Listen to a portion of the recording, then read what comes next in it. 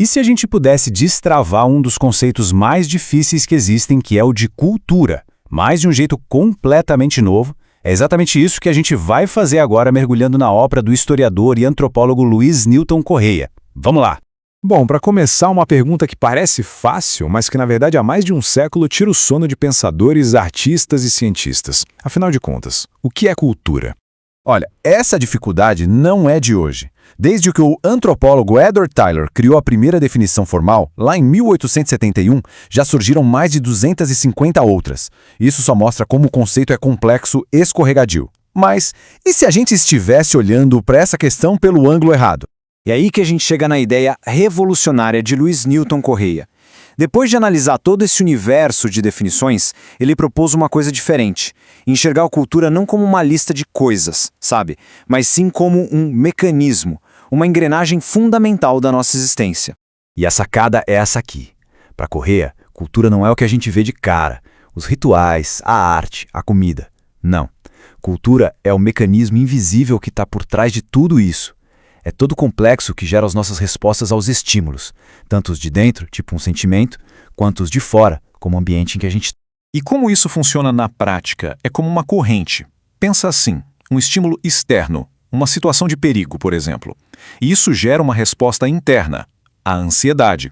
E essa ansiedade vira um novo estímulo, que leva a gente a outra resposta, a busca por proteção. É um ciclo que não para. Ok, mas o que é que alimenta essas respostas? De onde elas saem? É aqui que entra uma analogia bem legal, a do software humano. Vamos entender que motor é esse. As nossas respostas não vêm do nada. Elas são moldadas por um repertório cultural que a gente começa a construir desde o dia em que nasce. É uma soma de tudo. O que se aprende na escola, claro, mas principalmente o que vem da família, da comunidade, até mesmo rituais que a gente adota sem nem perceber, só para buscar um conforto biológico, psicológico. É esse repertório que interpreta os estímulos e escolhe as nossas respostas. Isso nos leva a um paradoxo incrível sobre o ser humano. A nossa maior vantagem biológica, que é a capacidade de aprender, é também a nossa maior fraqueza. Pensa numa tartaruga marinha. Ela já nasce com um manual de instruções pronto, o instinto. A gente, não. A gente nasce com as páginas em branco. A cultura é justamente essa necessidade de escrever esse manual do zero para conseguir sobreviver.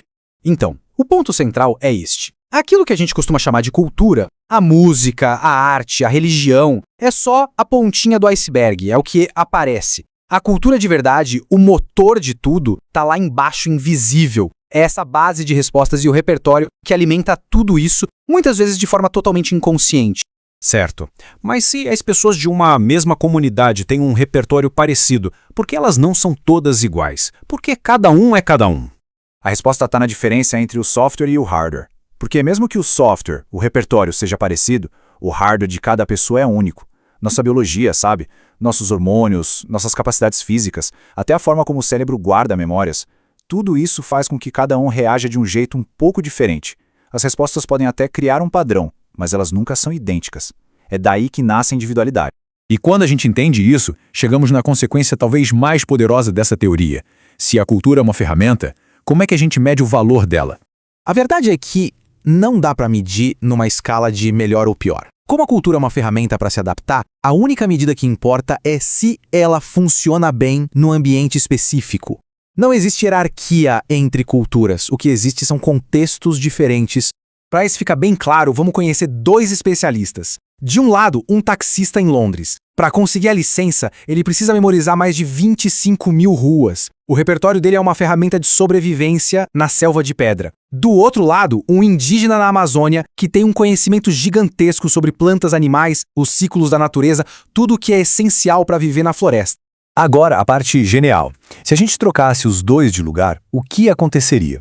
Ambos, que são super especialistas nos seus mundos, teriam uma dificuldade imensa para sobreviver. O repertório cultural deles, que é tão rico, simplesmente perderia o valor fora do seu contexto original.